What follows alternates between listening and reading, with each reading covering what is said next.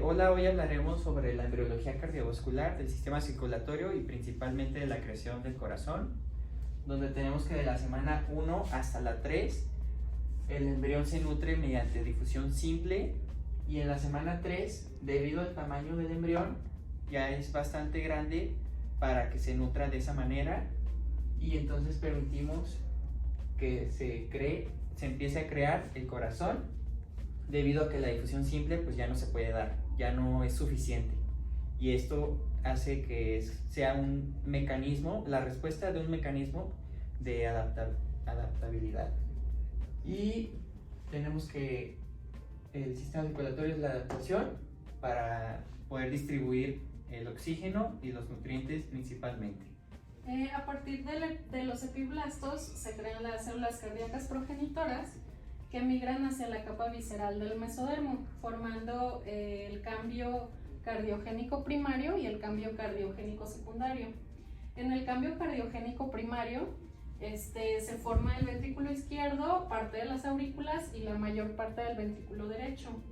Y en el cambio cardiogénico secundario se forma el resto del corazón y su tracto de salida. También en el cardiogénico primario habla de que los mioblastos forman islotes sanguíneos, que después esos islotes forman quistes, y estos quistes van a formar los tubos cardíacos. Van a ser dos. Van a estar revestidos de endotelio y rodeados de mioblastos. Estos tubos hacen una dilatación en la que se forma la capa endotelial interna y la capa miocárdica externa, donde posteriormente las células mesenquimatosas se van a la superficie de estas y forman la capa epicárdica.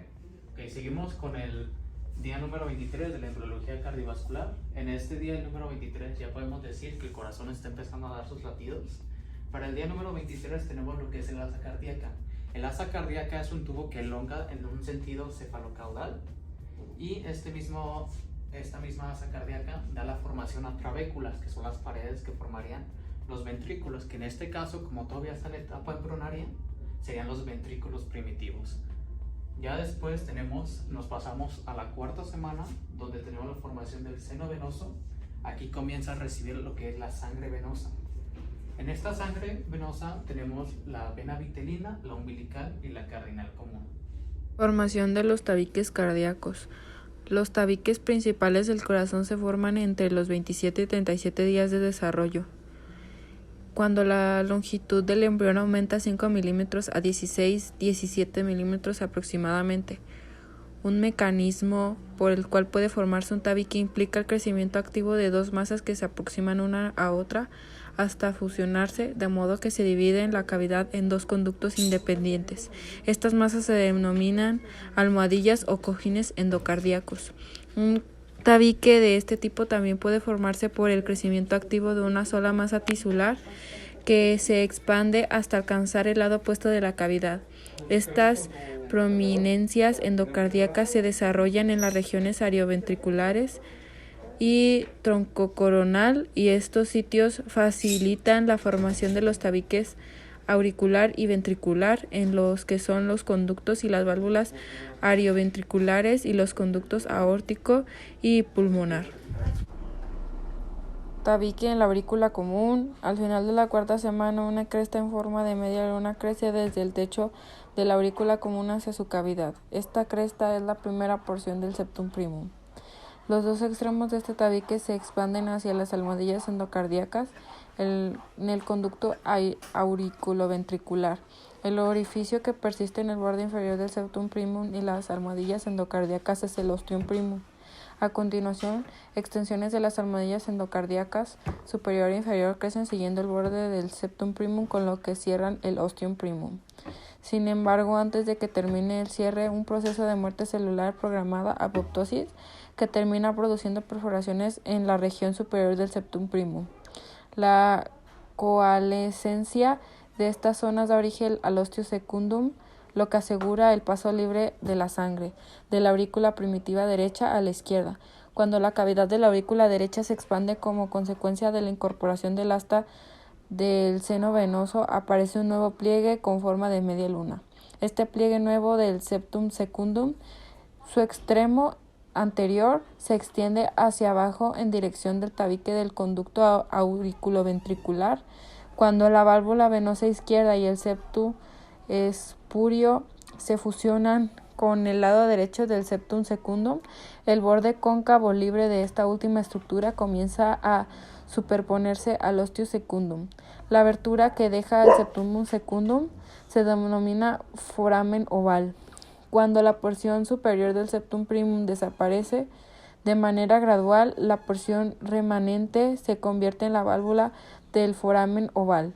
La vía de repaso entre las dos cavidades auriculares queda constituida como una hendidura oblicua elongada, por lo que la sangre de la aurícula derecha fluye hacia el lado izquierdo.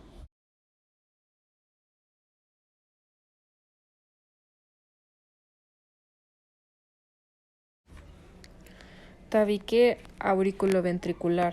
Terminando la cuarta semana aparecen 4 almohadillas endocardíacas auriculoventriculares, 2 laterales, una en el borde dorsal o superior del conducto auriculoventricular y una en el borde ventral o inferior. Con el final de la quinta semana, las almohadillas dorsal y ventral se proyectan en mayor medida hacia la cavidad y se fusionan, lo que da origen a una división completa del conducto en orificios auriculoventriculares izquierdo y derecho.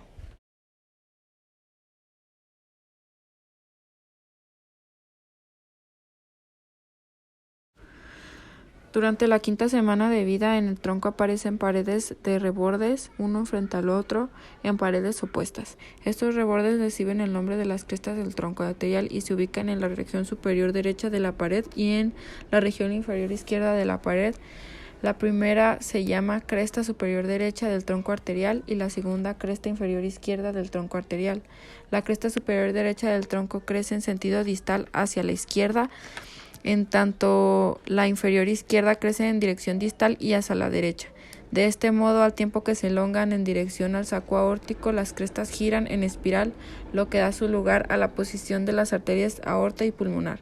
Tras su fusión completa, las crestas dan origen al tabique aortopulmonar, lo que da lugar a la posición de la aorta pulmonar.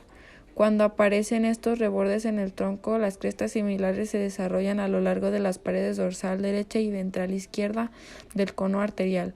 Las crestas troncoconales crecen ahora hacia una hacia otra y en el sentido distal para unirse al tabique del tronco.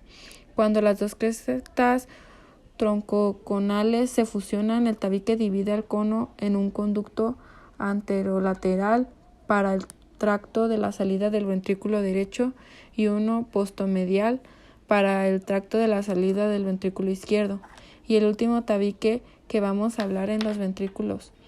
Para el final de la cuarta semana, los dos ventrículos primitivos empiezan a expandirse. Esto se logra mediante el crecimiento continuo del miocardio en la región externa y la generación continua de divertículos y trabéculas en la interna. Las paredes mediales de los ventrículos en la exposición se adosan y fusionan de manera gradual para constituir la porción muscular del tabique interventricular. El foramen interventricular, ubicado por encima de la posición muscular del tabique interventricular, se oblitera una vez que se completa la formación del tabique del cono. En la formación del tabique interventricular membranoso intervienen el tabique muscular y los crecimientos de las crestas troncoconales y las almohadillas endocardíacas. El crecimiento del tejido de la almohadilla endocardíaca anterior a lo largo de su parte anterior del tabique muscular interventricular cierra el orificio y el cierre completo del foramen interventricular da origen a la porción membranosa del tabique interventricular.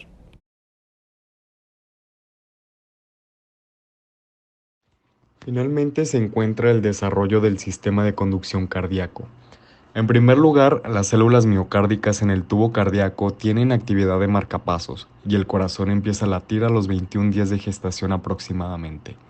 Poco tiempo después, el marcapasos cardíaco queda restringido a la región caudal izquierda del tubo cardíaco, y más adelante el seno venoso asume esta misma función. Y al tiempo que se incorpora a la aurícula derecha, el tejido del marcapasos se dispone cerca del orificio de drenaje de la vena cava superior.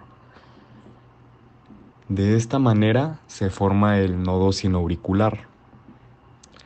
El nodo auriculoventricular inicia su formación a partir de un grupo de células distribuidas en torno al conducto auriculoventricular respectivamente, que coalescen para constituir el nodo auriculoventricular.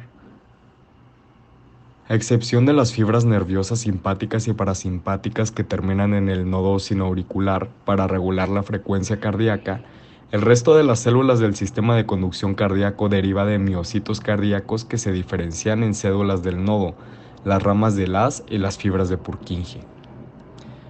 Por último, puedo agregar que los impulsos del nodo auriculoventricular pasan hacia el haz de His y sus ramas izquierda y derecha para alcanzar por último la red de fibras de Purkinje, que se distribuye por los ventrículos y los activa.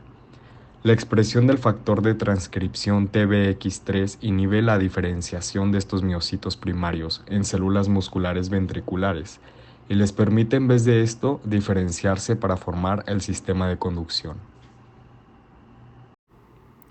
Esto ha sido todo de nuestra parte. Agradecemos mucho su atención.